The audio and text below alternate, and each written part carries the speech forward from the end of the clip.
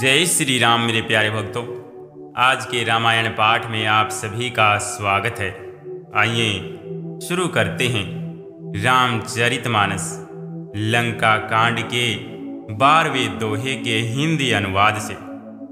हनुमान जी ने कहा, हे प्रभु सुनिए, चंद्रमा आपका प्रिय दास है।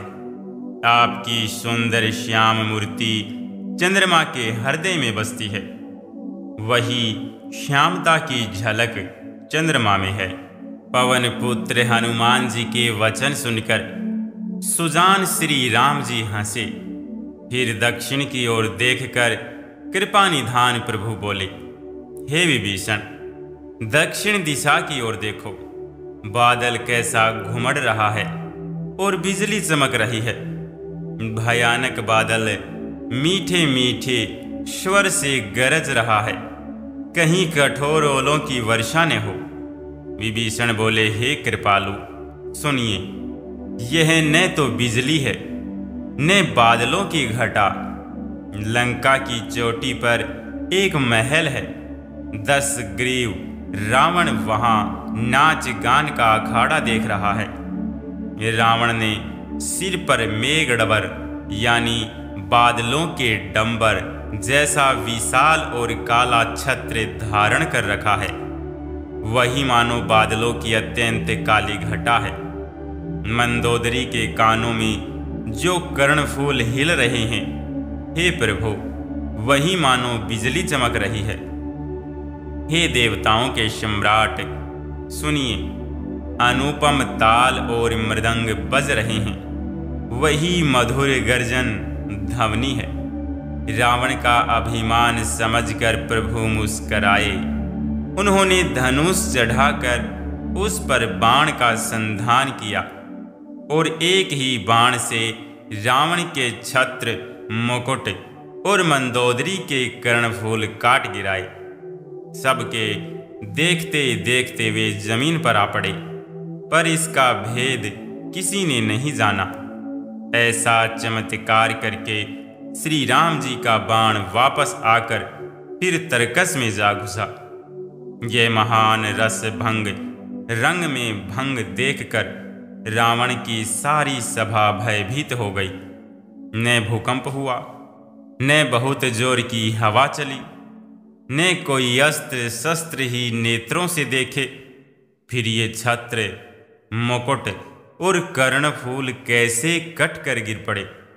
सभी अपने अपने हृदय में सोच रहे हैं कि यह बड़ा भयंकर अपशगुन हुआ। सभा को भयभीत देखकर रावण ने हंसकर युक्ति रचकर ये वचन कहे, शिरों का गिरना भी जिसके लिए निरंतर शुभ होता रहा है, उसके लिए मुकुट का गिरना अपशकुन कैसा। अपने अपने घर जाकर सो रहो, डरने की कोई बात नहीं है। तब सब लोग सिर नवाकर घर गए। जब से कर्णफूल पृथ्वी पर गिरा, तब से मंदोदरी के हृदय में सोच बस गया। नेत्रों में जल भरकर दोनों हाथ जोड़कर वह रावण से कहने लगी, हे प्राणनाथ, मेरी विनती सुनिए। हे प्रियतम, श्री राम से विरोध छोड़ दीजिए। उन्हें मनुष्य जानकर मन में हठ न पकड़े रहिए। मेरे इन वचनों पर विश्वास कीजिए कि वे रघुकुल के शिरोमणि श्री रामचंद्र जी विश्व रूप हैं। यह सारा विश्व उन्हीं का रूप है। वेद जिनके अंग अंग में लोकों की कल्पना करते हैं, पाताल जिन विश्व रूप भगवान का चरण है, ब्रह्मलोक शिर है, बीच के सब लोकों का विश्राम जिनके अन्य भिन्न भिन्न अंगों पर है, भयंकर काल जिनका भ्रिकुटी संचालन यानी बोहों का चलना है, सूर्य नेत्र हैं, बादलों का समूह बाल हैं, अश्विनी कुमार जिनकी नासिका है, रात और दिन जिनके अपार निमेष पलक मारना और खोलना है, 10 दिशाएं कान हैं, वेद ऐसा कहते हैं। वायु श्वास है और वेद जिनकी अपनी वाणी है। लोभ जिनका होठ है, यमराज भयानक दांत है, माया हंसी है, दिग्पाल भुजाएं हैं, अग्नि मुख है, वरुण जीभ है, उत्पत्ति पालन और प्रलय जिनकी क्रियाएं हैं। 18 प्रकार की असंख्य वनस्पतियां जिनकी रोमावली है, पर्वत अस्थियां हैं, नदियां नसों का जाल है, समुद्र पेट है और नरक जिनकी नीचे की इंद्रियां हैं। इस प्रकार प्रभु विस्मय है, अधिक कल्पना क्या की जाए। शिव जिनका अहंकार है, ब्रह्मा बुद्धि है, चंद्रमा मन और महान विष्णु ही चित्त है। उन्हीं चराचर रूप भगवान श्री राम जी ने मनुष्य रूप में निवास किया है। हे प्राणपति सुनिए, ऐसा विचार कर प्रभु से वैर छोड़कर श्री रघुवीर के चरणों में प्रेम कीजिए, जिससे मेरा सुहाग न जाए। पत्नी के वचन कानों से सुनकर रावण खूब हंसा और बोला, अहो, अज्ञान की महिमा बड़ी बलवान है। स्त्री का स्वभाव सब सत्य ही कहते हैं कि उसके हृदय में 8 अवगुण सदा रहते हैं। साहस, झूठ, चंचलता, छल, भय, अविवेक, अपवित्रता और निर्दयता। तूने शत्रु का विराट रूप गाया और मुझे उसका बड़ा भारी भय सुनाया। हे प्रिय, वह सब स्वभाव से ही मेरे वश में है। तेरी कृपा से मुझे यह अब समझ पड़ा। हे प्रिय, तेरी चतुराई में जान गया।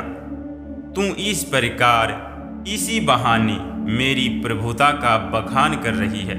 हे मृगनयनी, तेरी बातें बड़ी गूढ़ रहस्यमयी हैं, समझने पर सुख देने वाली और सुनने से भय छुड़ाने वाली हैं। मंदोदरी ने मन में ऐसा निश्चय कर लिया कि पति को कालवश मति भ्रम हो गया है। इस प्रकार बहुत से विनोद करते हुए रावण को सवेरा हो गया। तब स्वभाव से ही निडर और घमंड में अंधा लंकापति सभा में आया। यद्यपि बादल अमृत सा जल बरसाते हैं, तो भी बेत फूलता फलता नहीं। इसी प्रकार चाहे ब्रह्मा के समान भी ज्ञानी गुरु मिले, तो भी मूर्ख के हृदय में ज्ञान नहीं होता। यहाँ सुबेल पर्वत पर प्रातःकाल श्री रघुनाथ जी जागे और उन्होंने सब मंत्रियों को बुलाकर सलाह पूछी कि शीघ्र बताइए, अब क्या उपाय करना चाहिए। जामवान ने श्री राम जी के चरणों में सिर नवाकर कहा, हे सर्वज्ञ, सब कुछ जानने वाले, हे सबके हृदय में बसने वाले अंतर्यामी, हे बुद्धि, बल, तेज, धर्म और गुणों की राशि सुनिए।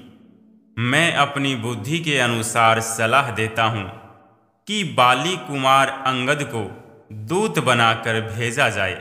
यह अच्छी सलाह सबके मन में जच गई। कृपा के निधान श्री राम जी ने अंगद से कहा, हे बल, बुद्धि और गुणों के धाम बालीपुत्र, हे तात, तुम मेरे काम के लिए लंका जाओ। तुमको बहुत समझा कर क्या कहूं, मैं जानता हूं तुम परम चतुर हो। शत्रु से वही बातचीत करना जिससे हमारा काम हो और उसका कल्याण हो। प्रभु की आज्ञा सिर चढ़ाकर और उनके चरणों की वंदना करके अंगद जी उठे और बोले, हे भगवान श्री राम जी, आप जिस पर कृपा करें वही गुणों का समुद्र हो जाता है। स्वामी के सब कार्य अपने आप सिद्ध हैं। यह तो प्रभु ने मुझको आदर दिया है, जो मुझे अपने कार्य पर भेज रही हैं। ऐसा विचार कर युवराज अंगद का हृदय हर्षित और शरीर पुलकित हो गया। चरणों की वंदना करके और भगवान की प्रभुता हृदय में धरकर अंगद सबको सिर नवाकर चले। प्रभु के प्रताप को हृदय में धारण किए हुए रणबांकुरे वीर बालीपुत्र स्वाभाविक ही निर्भय हैं। लंका में प्रवेश करते ही रावण के पुत्र से भेंट हो गई, जो वहां खेल रहा था। बातों ही बातों में दोनों में झगड़ा बढ़ गया, क्योंकि दोनों ही अतुलनीय बलवान थे और फिर दोनों की युवावस्था थी। उसने अंगद पर लात उठाई। अंगद ने वहीं पैर पकड़कर उसे घुमाकर जमीन पर दे पटका। राक्षस के समूह भारी योद्धा देखकर जहां तहां भाग चले। वे डर के मारे पुकार भी न मचा सके। एक दूसरे को असली बात नहीं बतलाते। उस रावण के पुत्र का वध समझकर सब चुप मार कर रह जाते हैं। रावण पुत्र की मृत्यु जानकर और राक्षसों को भय के मारे भागते देखकर नगर भर में कोलाहल मच गया कि जिसने लंका जलाई थी वही वानर फिर आ गया है। सब अत्यंत भयभीत होकर विचार करने लगे कि विधाता अब न जाने क्या करेगा। वे बिना पूछे ही अंगद को रावण के दरबार की राह बता देते हैं। जिससे ही वे देखते हैं वही डर के मारे सूख जाता है। श्री राम जी के चरण कमलों का स्मरण करके अंगद रावण की सभा के द्वार पर गए और वे धीर वीर और बल की राशि अंगद सिंह की सी शान से इधर उधर देखने लगे। तुरंत ही उन्होंने एक राक्षस को भेजा और रावण को अपने आने का समाचार सूचित किया। सुनते ही रावण हंसकर बोला, बुला लाओ, कहाँ का बंदर है। आज्ञा पाकर बहुत से दूत दौड़े और वानरों में हाथी के समान अंगद को बुला लाए। अंगद ने रावण को ऐसे बैठे हुए देखा जैसे कोई प्राण युक्त सजीव काजल का पहाड़ हो। भुजाएं वृक्षों के और सिर पर्वत के शिखरों के समान है। रोमावली मानो बहुत सी लताएं हैं। मुंह, नाक, नेत्र और कान पर्वत की कंदराओं और खोओं के बराबर है। अत्यंत बलवान बांके वीर बालीपुत्र अंगद सभा में गए। वे मन में जरा भी नहीं झिझके। अंगद को देखते ही सब सभासद उठ खड़े हुए। यह देखकर रावण के हृदय में बड़ा क्रोध हुआ। जैसे मतवाले हाथियों के झुंड में सिंह निशंक होकर चला जाता है, वैसे ही श्री राम जी के प्रताप का हृदय में स्मरण करके वे निर्भय सभा में सिर नवाकर बैठ गए। रावण ने कहा, रे बंदर, तू कौन है? अंगद ने कहा, हे दशग्रीव, मैं श्री रघुवीर का दूत हूं। मेरे पिता से और तुमसे मित्रता थी, इसलिए हे भाई, मैं तुम्हारी भलाई के लिए ही आया हूं। तुम्हारा उत्तम कुल है। पुलस्त ऋषि के तुम पौत्र हो। शिव जी की और ब्रह्मा जी की तुमने बहुत प्रकार से पूजा की है।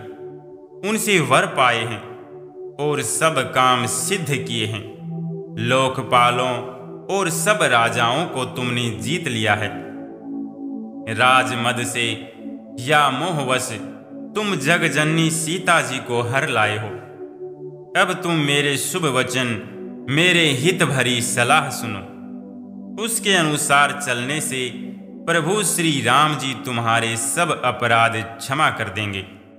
दांतों में तिनका दबाओ, गले में कुल्हाड़ी डालो और कुटुंबियों सहित अपनी स्त्रियों को साथ लेकर आदर पूर्वक जानकी जी को आगे करके इस प्रकार सब भय छोड़कर चलो।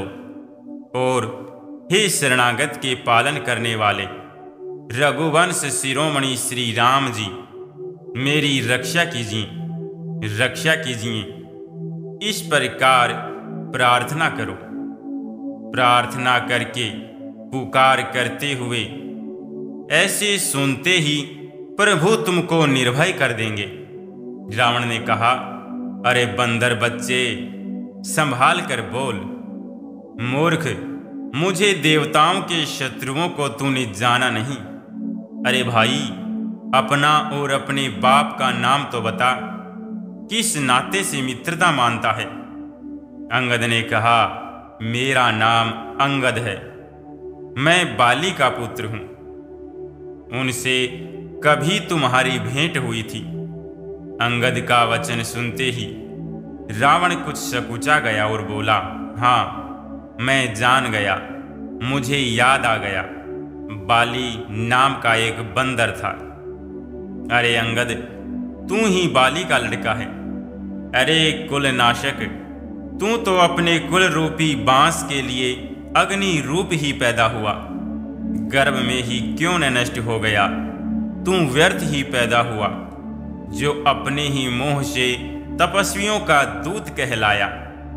अब बाली की कुशलता तो बता, वह आजकल कहाँ है? तब अंगद ने हंसकर कहा, कुछ दिन बीतने पर स्वयं ही बाली के पास जाकर अपने मित्र को हृदय से लगाकर उसी से कुशल पूछ लेना।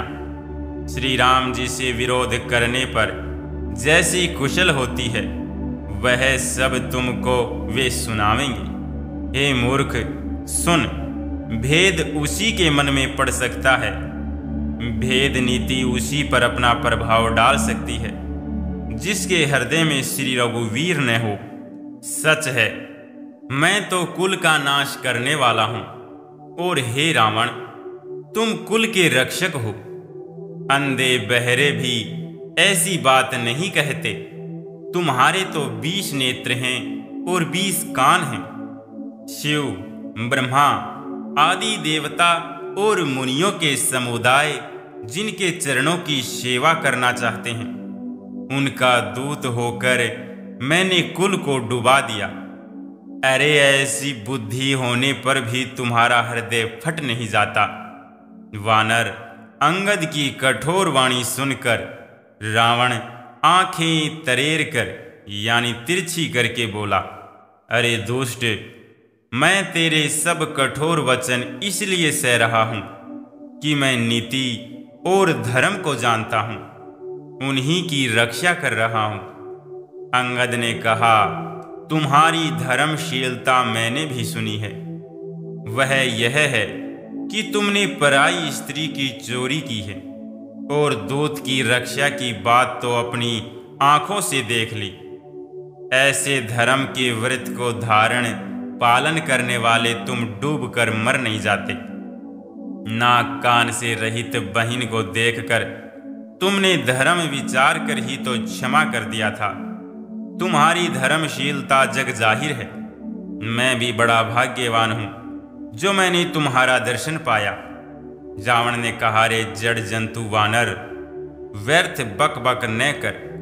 अरे मूर्ख, मेरी भुजाएं तो देख, ये सब लोकपालों के विशाल बल रूपी चंद्रमा को गरजने के लिए राहु हैं।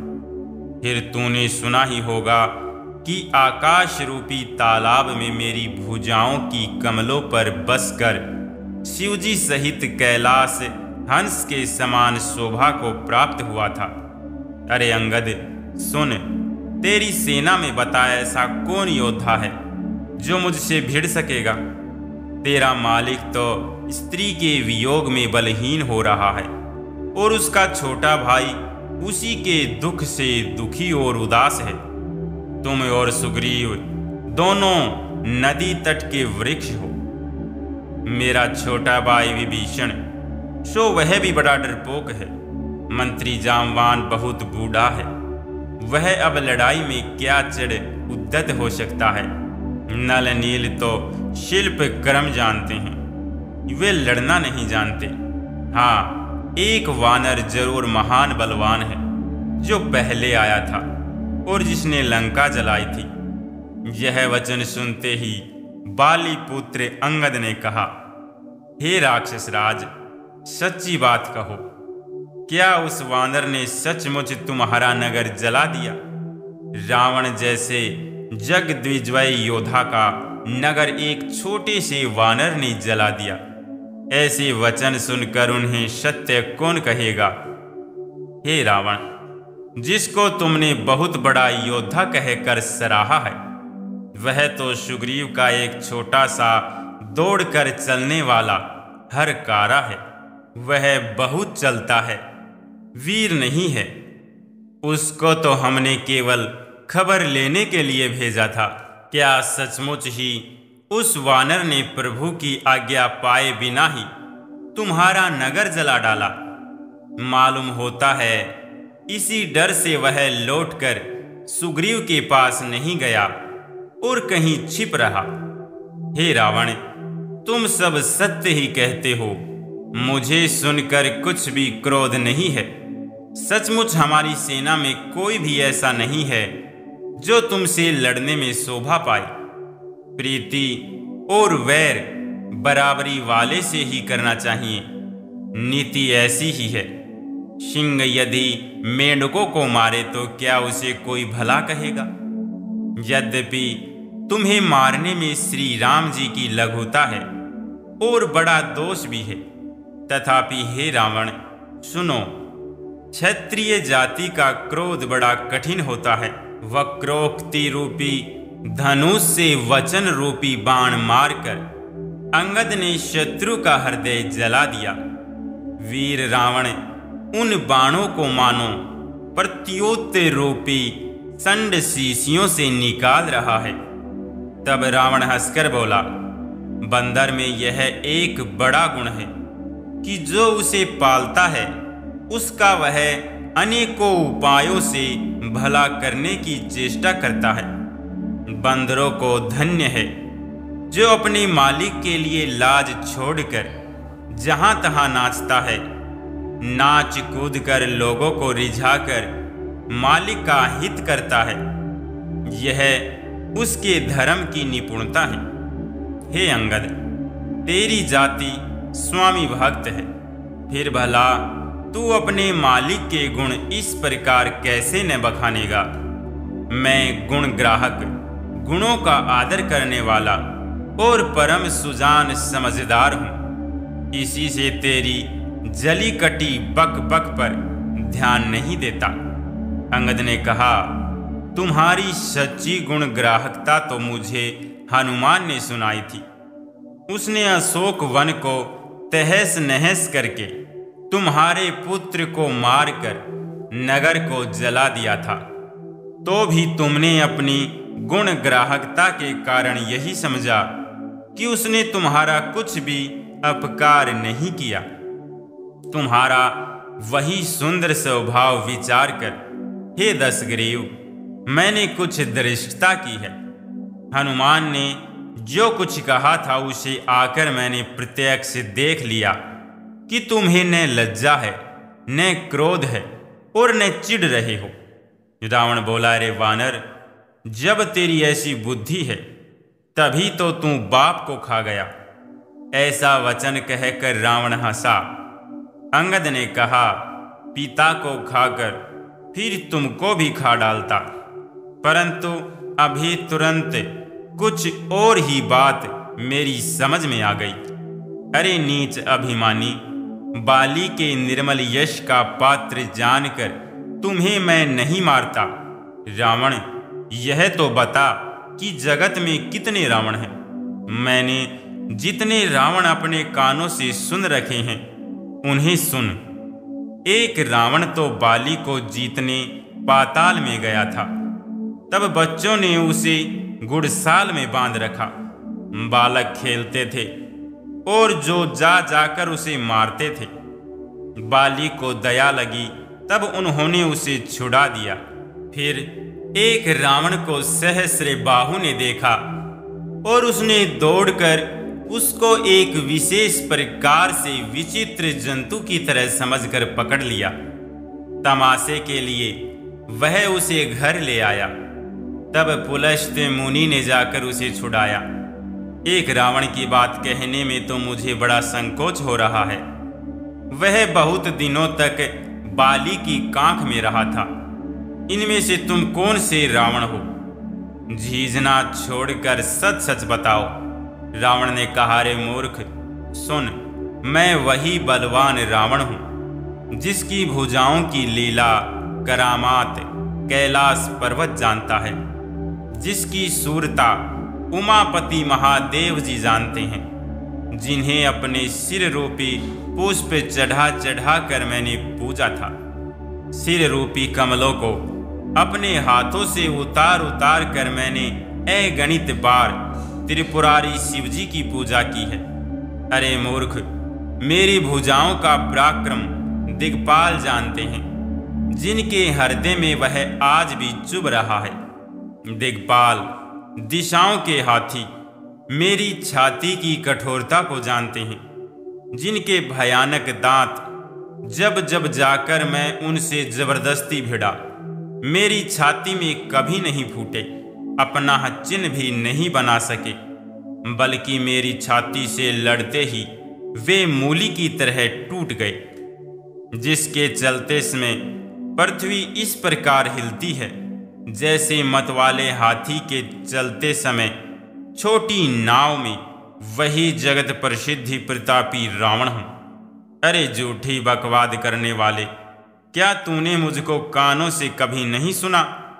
उस महान प्रतापी की जगत प्रसिद्धि रावण को तू छोटा कहता है और मनुष्य की बड़ाई करता है।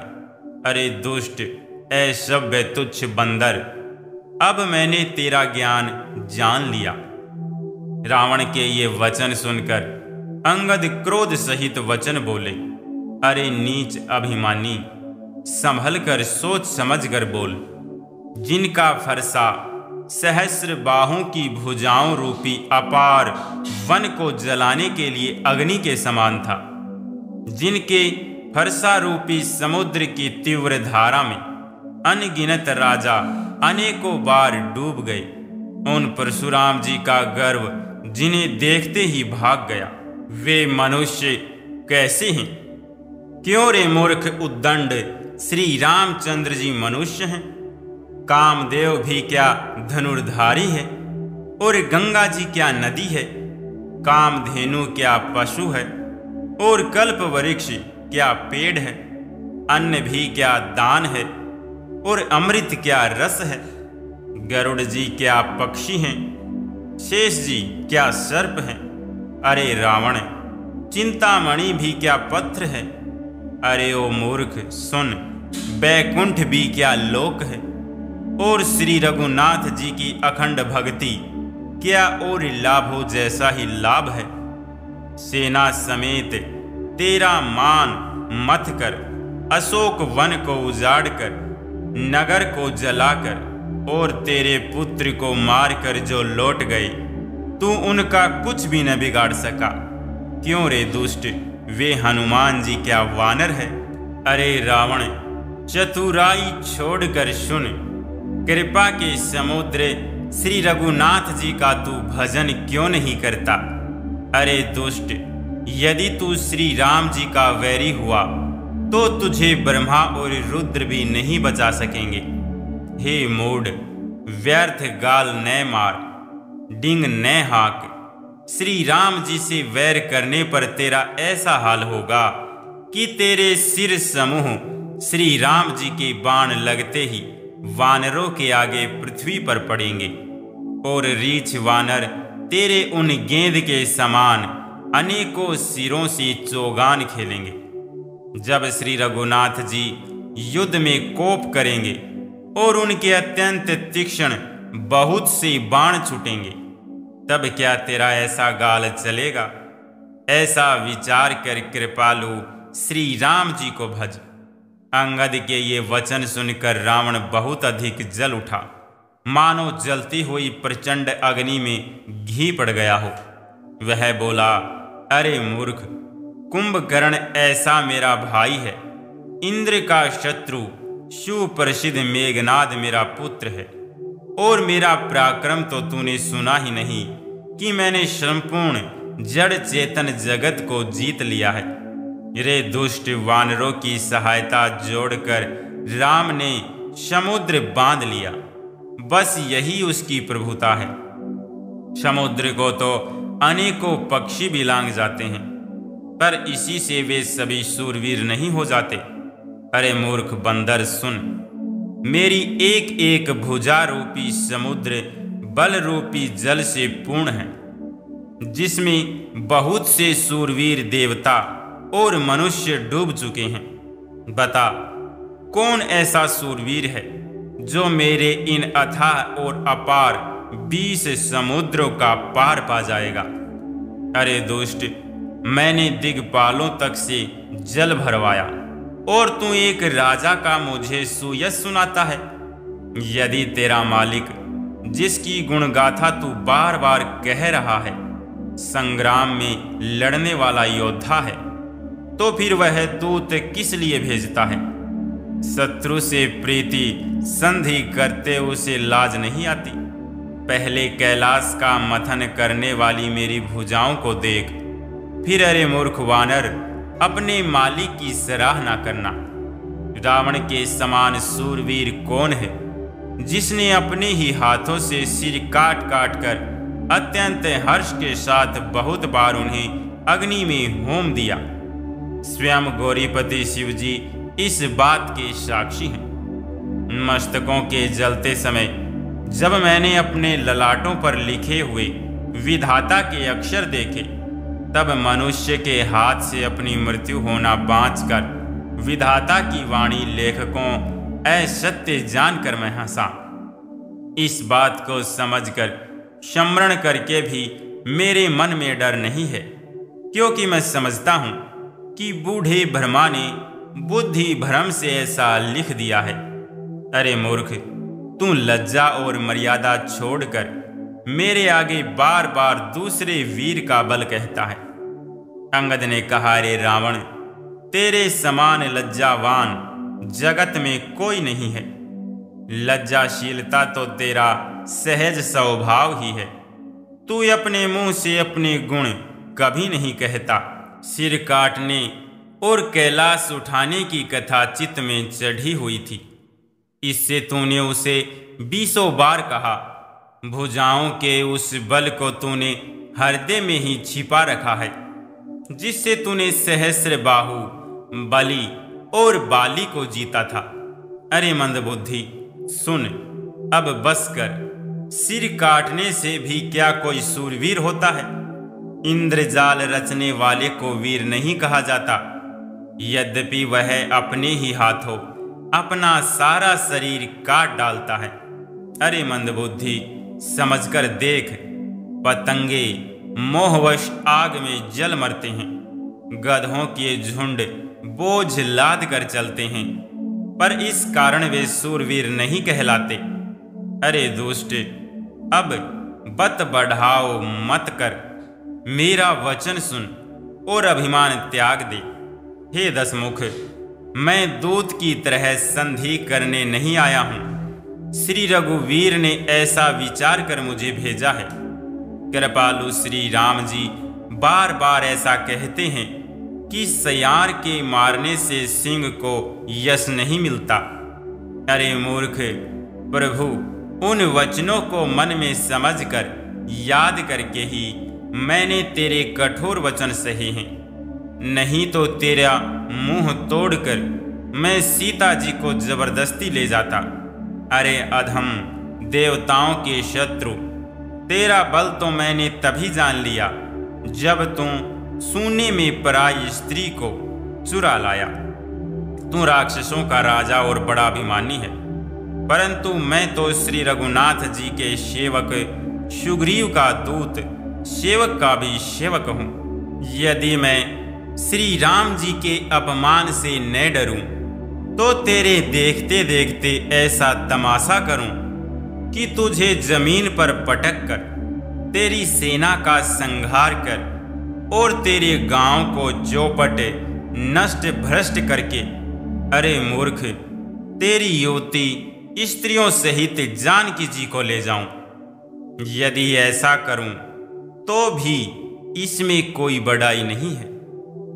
मरे हुए को मारने में कुछ भी पुरुष तो बहादुरी नहीं है। वाम मार्गी, कामी, कंजूस, अत्यंत मूढ़, अति दरिद्र, बदनाम, बहुत बूढ़ा, नित्य का रोगी, निरंतर क्रोध युक्त रहने वाला, भगवान विष्णु से विमुख, वेद और संतों का विरोधी, अपना ही शरीर पोषण करने वाला, पराई निंदा करने वाला और पाप की खान महान पापी, ये 14 प्राणी जीते ही मुर्दे के समान हैं। अरे दुष्ट, ऐसा विचार कर मैं तुझे नहीं मारता।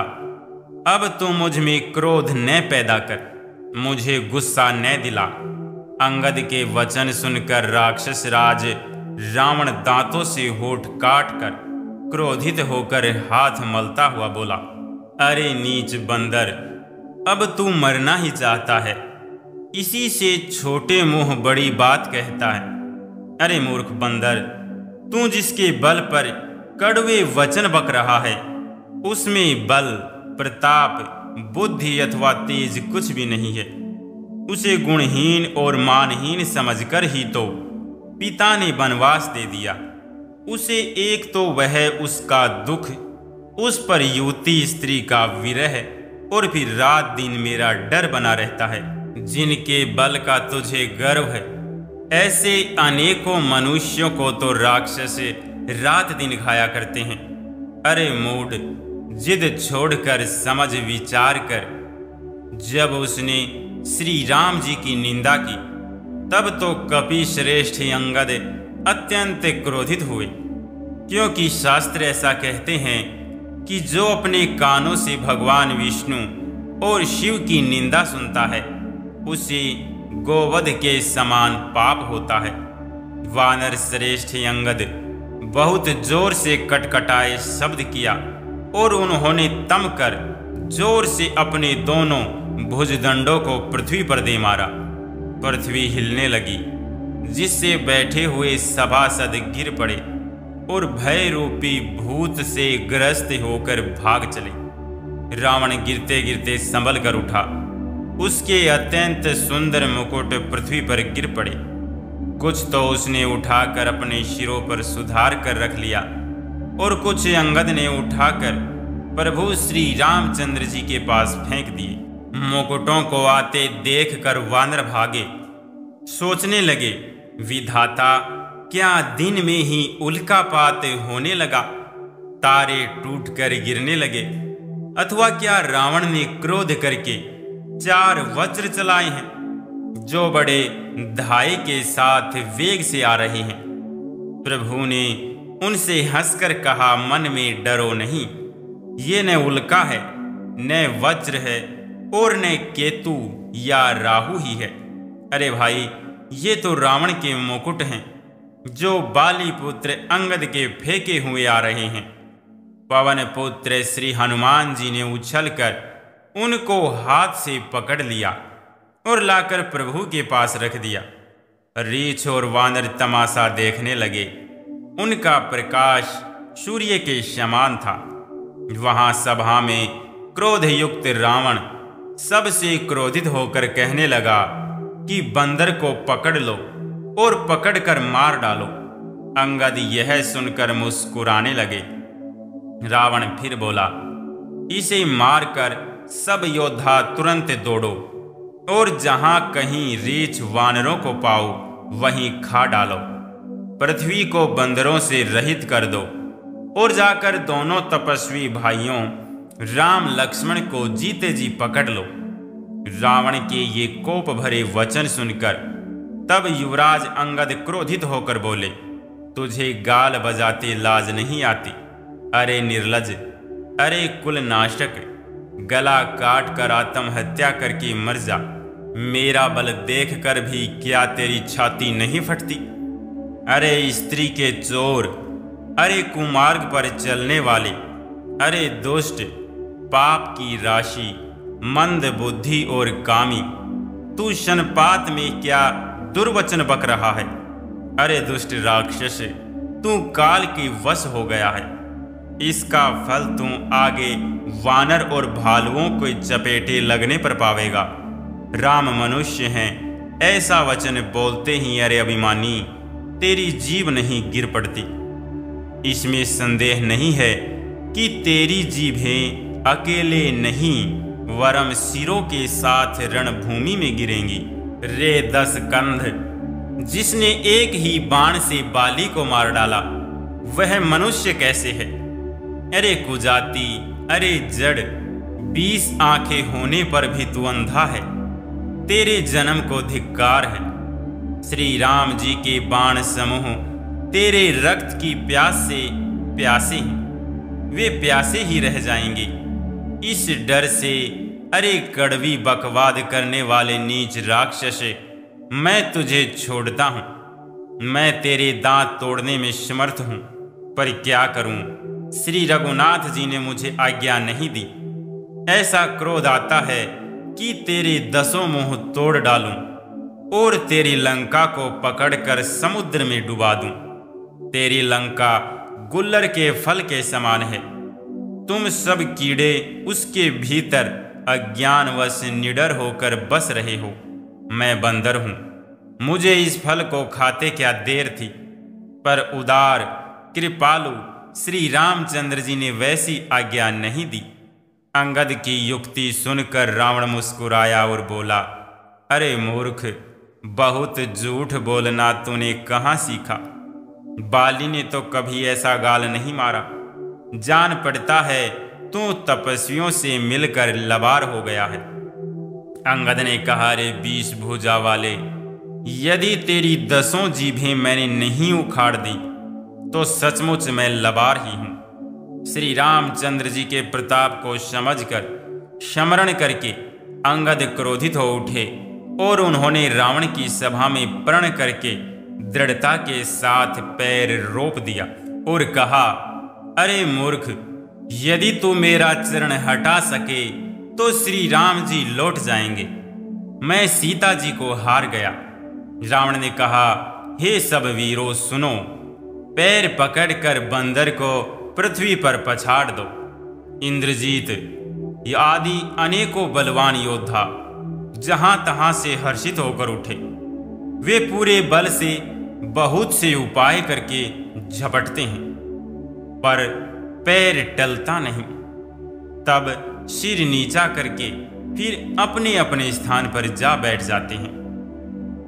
कागभूषुंडी जी कहते हैं, वे देवताओं के शत्रु राक्षस फिर उठकर झपटते हैं, परंतु हे शर्पों के शत्रु गरुड़ जी, अंगद का चरण उनसे वैसे ही नहीं टलता जैसे विषयी पुरुष मोह रूपी वृक्ष को नहीं उखाड़ सकते। करोड़ों वीर योद्धा जो बल में मेघनाद के समान थे हर्षित होकर उठे। वे बार बार झपटते हैं, पर वानर का चरण नहीं उठता। तब लज्जा के मारे सिर नवाकर बैठ जाते हैं। जैसे करोड़ों विघ्न आने पर भी संत का मन नीति को नहीं छोड़ता, वैसे ही वानर अंगद का चरण पृथ्वी को नहीं छोड़ता। यह देखकर रावण का मद चूर हो गया। अंगद का बल देखकर सब हृदय में हार गए। तब अंगद के ललकारने पर रावण स्वयं उठा। जब वह अंगद का चरण पकड़ने लगा, तब बाली कुमार अंगद ने कहा, मेरा चरण पकड़ने से तेरा बचाव नहीं होगा। अरे मूर्ख, तू जाकर श्री राम जी के चरण क्यों नहीं पकड़ता?